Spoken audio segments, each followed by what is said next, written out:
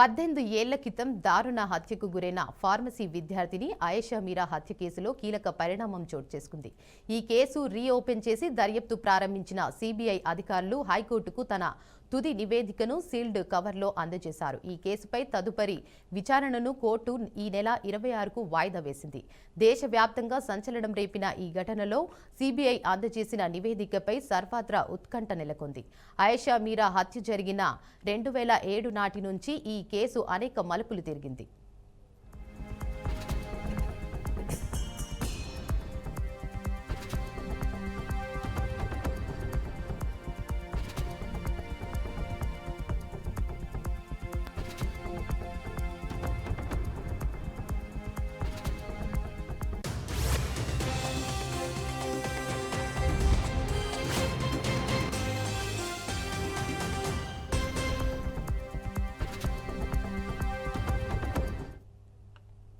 ఆయేషా మీరా హత్య 2007 డిసెంబర్ 27న విజయవాడ ఇబ్రహీంపట్నంలో ఉన్న శ్రీదుర్గ లేడీస్ హాస్టల్లో 17 ఏళ్ల బీఫార్మసీ విద్యార్థిని ఆయేషా మీరా బాత్రూంలో దారుణంగా అత్యాచారానికి గురై హత్యకు గురైంది.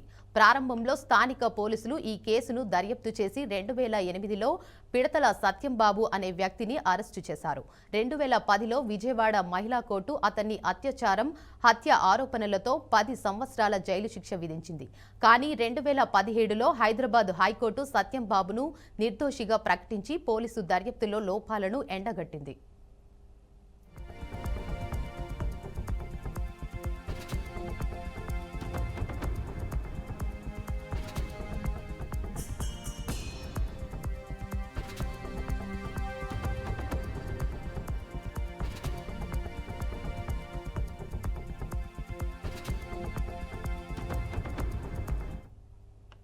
దీంతో ఆయేషా తల్లిదండ్రులు న్యాయం కోసం హైకోర్టును ఆశ్రయించారు. 2018లో హైకోర్టు ఈ కేసును రీఓపెన్ చేసి సిబిఐకి అప్పగించింది. అలాగే 2014లో కేసు రికార్డులు నాశనమైనట్లు నివేదించడంతో దానిపై మరో కేసు నమోదు చేయాలని ఆదేశించింది. సిబిఐ 2019లో ఆయేషా మృతదేహాన్ని తవ్వి పోస్టుమార్టం చేసింది. ఫోరెన్సిక్ నిపుణులు తలపై గాయాలను నిర్ధారించి 2020లో ఒక నివేదికను సీల్ కవర్లో హైకోర్టుకు ఇచ్చారు.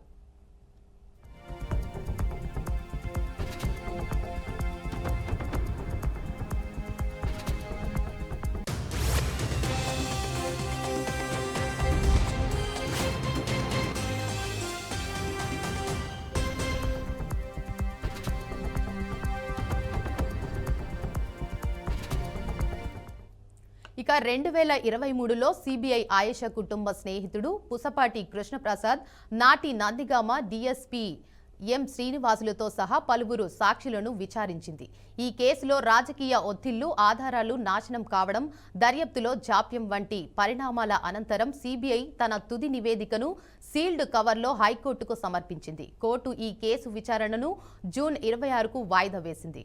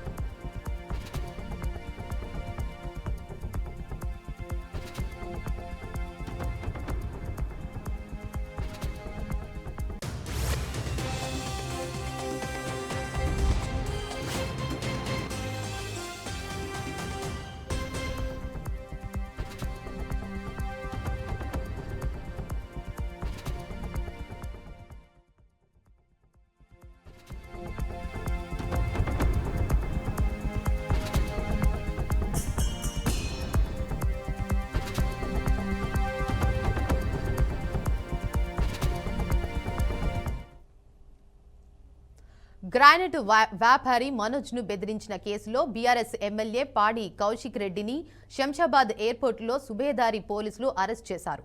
అనంతరం కౌశిక్ రెడ్డిని వరంగల్కు తరలించి సుబేదారి పోలీస్ స్టేషన్లో విచారణ చేపట్టారు. కౌశిక్ రెడ్డిపై భారతీయ శిక్షా స్మృతి సెక్షన్ 308, 352 కింద కేసులు నమోదు చేశారు. ఈ ఉదయం కోర్టులో హాజరుపరిచి అనంతరం జైలుకు తరలించే అవకాశం ఉంది. ఈ కేసులో తనపై నమోదైన ఎఫ్ఐఆర్ను కొట్టివేయాలంటూ ఎమ్మెల్యే కౌశిక్ రెడ్డి 4 నెలల క్రితం హైకోర్టును ఆశ్రయించారు. కమలాపురం మండలం వంగపల్లిలో ఉన్న కార్విని మనోజ్ అనే వ్యక్తి నిర్వహిస్తున్నారు. అతనికి కాల్ చేసి సుమారు 50 లక్షల రూపాయలు ఇవ్వాలని బెదిరించారని బాధితుడి భార్య ఉమాదేవి ఇచ్చిన ఫిర్యాదుతో కేసు నమోదైంది. ఏప్రిల్లో ఈ కేసును కొట్టివేయాలంటూ దాఖలైన పిటిషన్ను జూన్ 16న విచారించిన హైకోర్టు కొట్టివేసింది. గతంలో ఈ కేసులో అరెస్టుపై స్టే ఇచ్చిన కోర్టు కౌశిక్ రెడ్డి దర్యాప్తుకు సహకరించాలని ఆదేశించినట్లు తెలిపింది.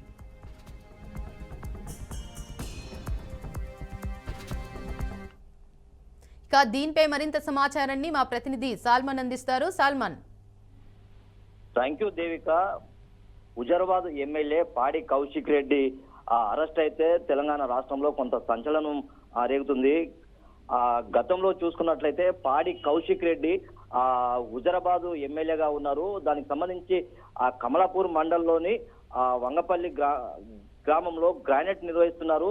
హన్మకొండకు చెందిన కట్ట మనోజ్ రెడ్డి ఆ యొక్క క్వారీ నడుపుతున్నాడు. ఆ క్వారీకి సంబంధించి 50 లక్షలు డిమాండ్ చేశారనేది తన యొక్క భార్య కట్ట మనోజ్ రెడ్డి శుభారి పోలీస్ స్టేషన్ లో ఉమారాణి కేసు అయితే కేసు పెట్టాలి. దీనికి సంబంధించి గతంలో ఈ యొక్క కేసును కొట్టివేయాలని పాడి కౌశిక్ రెడ్డి హైకోర్టును ఆశ్రయించాడు. హైకోర్టు కూడా ఏప్రిల్ వరకు తనను అరెస్టు చేయొద్దని ఇచ్చారు. దీనికి సంబంధించి ఏప్రిల్ అయిపోయిన తర్వాత ఈ యొక్క జూన్ నెలలో పాడి కౌశిక్ రెడ్డిని అయితే హైదరాబాద్ శంషాబాద్ లో అరెస్టు చేశారు. దీనికి సంబంధించి హనంకొండ శుభదారి పోలీస్ స్టేషన్ కి ఈ యొక్క పాడి కౌశిక్ రెడ్డిని అయితే తీసుకొచ్చారు. దీనికి సంబంధించిన వివరాలు అంటే ఖచ్చితంగా గతంలో పాడి కౌశిక్ రెడ్డి ఫోన్ ద్వారా లేకుంటే ఇక్కడ క్వారీ నడపాలంటే ఖచ్చితంగా 50 లక్షలు ఇవ్వాలని డిమాండ్ చేశారని అయితే ఆరోపణలు ఉన్నాయి. ఆ యొక్క ఆరోపణల నేపథ్యంలో కట్ట మనోజ్ రెడ్డి భార్య శుభదారి పోలీస్ స్టేషన్ లో కేసు పెట్టారు. కేసు నమోదు చేసుకున్న పోలీసులు దాన్ని విచారణ నిమిత్తం అయితే ఈ రోజు శంషాబాద్ ఎయిర్పోర్ట్ లో అరెస్టు చేసి శుభదారి పోలీస్ స్టేషన్ కు తీసుకొచ్చారు. శుభదారి పోలీస్ స్టేషన్ లో విచారణ తర్వాత ఈ యొక్క అదాలత్ కోర్టులో హాజరుపరిచే అవకాశం ఉంది. ఖచ్చితంగా దీనికి సంబంధించిన legal cell BRS legal cell వారైతే ఈ యొక్క శుభదారి పోలీస్ స్టేషన్ కి అయితే వచ్చారు. పెద్ద ఎత్తున ఆ యొక్క లీగల్ టీం కానీ లేకుంటే బీఆర్ఎస్ సంబంధించిన కార్యకర్తలు లేకుంటే వారి యొక్క కుటుంబ సభ్యులైతే ఉదయంనే ఆ యొక్క శుభదారి పోలీస్ స్టేషన్ కి అయితే వచ్చారు. ఖచ్చితంగా ఇది అన్యాయంగా కేసు పెట్టి మమ్మల్ని వేధిస్తున్నారని అయితే బంధువులు ఆరోపిస్తున్నారు. ఖచ్చితంగా ఇది కావాలని కాంగ్రెస్ ప్రభుత్వం మమ్మల్ని బీఆర్ఎస్ పార్టీని లేకుంటే బీఆర్ఎస్ సంబంధించిన ఎవరినైనా ఈ యొక్క కాంగ్రెస్ పార్టీ వదలడం లేదు. ఖచ్చితంగా ఈ మూల్యం చెల్లించుకుంటుందని అయితే ఈ యొక్క బీఆర్ఎస్ పార్టీ వర్గాలు అయితే చెప్తున్నాయి. ఖచ్చితంగా పాడి కౌశిక్ రెడ్డి అరెస్ట్ అయితే బీఆర్ఎస్ పార్టీ ఖండిస్తున్నది. మనం చూసుకున్నట్లయితే ఖచ్చితంగా ఈ యొక్క దీనికి సంబంధించి లీగల్ సెల్ ఖచ్చితంగా ఆ యొక్క పాడి కౌశిక్ రెడ్డికి బెయిల్ వచ్చే విధంగానైతే వీరు ప్రయత్నం చేస్తున్నారు. ఈ ఉదయం 9 లేదా 10 గంటలకైతే కోర్టులో హాజరుపరిచే అవకాశం ఉంది. ఖచ్చితంగా వీరు చూసుకున్నట్లయితే కుటుంబ సభ్యులు లేకుంటే బీఆర్ఎస్ కార్యకర్తలు పెద్ద ఎత్తున తరలి వచ్చే అవకాశం ఉంది. ఎలాంటి అవాంఛనీయ సంఘటనలు జరగకుండా పెద్ద ఎత్తున పోలీసులు అయితే భారీగా మోహరించారు.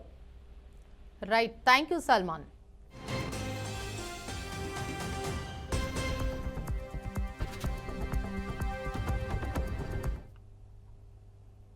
విశాఖలో 11వ అంతర్జాతీయ యోగా దినోత్సవం సందడి మొదలైంది. ఈ కార్యక్రమానికి ముఖ్య అతిథిగా ప్రధాని నరేంద్ర మోదీ పాల్గొన్నారు. 175 దేశాల్లో యోగా చేయడం సాధారణ విషయం కాదని ప్రధాని నరేంద్ర మోదీ అన్నారు. ప్రపంచంతో మనం అనుసంధానం కావడానికి యోగా ఉపయోగపడుతుందని, అందరి క్షేమమే నా కర్తవ్యమన్నారు. ప్రజల భాగస్వామ్యానికి ఇదొక స్ఫూర్తిగా నిలుస్తోందని, వికసిత్ భారత్ ఆలోచనలకు ఇదొక నిదర్శనమని ప్రధాని మోదీ స్పష్టం చేశారు. श्वास वदलतो तलानी लेफ्ट साइड वंचंडी, धीरे से श्वास छोड़ते हुए गर्दन को लेफ्ट साइड झुकाइए। देश और दुनिया भर के सभी लोगों को इंटरनेशनल योग डे की बहुत बहुत शुभकामनाएं। आज 11वीं बार पूरा विश्व 21 जून को एक साथ योग कर रहा है। योग का सीधा साधा अर्थ होता है जुड़ना, और ये देखना सुखद है कि कैसे योग ने पूरे विश्व को जोड़ा है। मैं बीते एक दशक में योग की यात्रा को जब देखता हूं तो बहुत कुछ याद आता है। जब संयुक्त राष्ट्र में भारत ने प्रस्ताव रखा कि 21 जून को अंतर्राष्ट्रीय योग दिवस के रूप में मान्यता मिले और तब कम से कम समय में दुनिया के 175 देश हमारे इस प्रस्ताव के साथ खड़े हुए। आज की दुनिया में ऐसी एकजुटता, ऐसा समर्थन सामान्य घटना नहीं है। ये सिर्फ एक प्रस्ताव का समर्थन भर नहीं था, ये मानवता के भले के लिए दुनिया और अपोजिट दिशा में एक और बार इसको घुमाएंगे। ఇప్పుడు విరుద్ధ దిశలో చేద్దాం।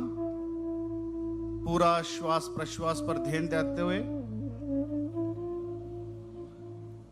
और श्वास लेते हुए सामान्य स्थिति में आइए। श्वास తీసుకుంటూ सामान्य स्थितिలో రండి, విశ్రామం చేయండి। अब हम విశ్రామం చేయండి। ఇప్పుడు नेक बेंडिंग अभ्यासम చేద్దాం। गर्दन झुकाने का अभ्यास करेंगे। सांस छोड़ते हुए गर्दन को राइट साइड झुकाइए। श्वास వదులుతూ తలాన్ని కుడివైపు వంచండి और धीरे से सांस भरते हुए सामान्य स्थिति में आइए। श्वास తీసుకుంటూ సాధారణ స్థితికి రండి। श्वास వదులుతో తలాన్ని लेफ्ट साइड వంచండి। धीरे से श्वास छोड़ते हुए गर्दन को लेफ्ट साइड झुकाइए। नेक मसल्स को रिलैक्स करने का प्रयास और धीरे से श्वास भरते हुए सामान्य स्थिति में आइए। श्वास తీసుకుంటూ సాధారణ స్థితిలో రండి, విశ్రామం చేయండి। अब हम गर्दन मोड़ने का अभ्यास करेंगे। नेक ट्विस्टिंग अभ्यासम చేద్దాం। सांस छोड़ते हुए गर्दन को राइट साइड मोड़िए। श्वास వదులుతూ తలాన్ని కుడివైపు తిప్పండి।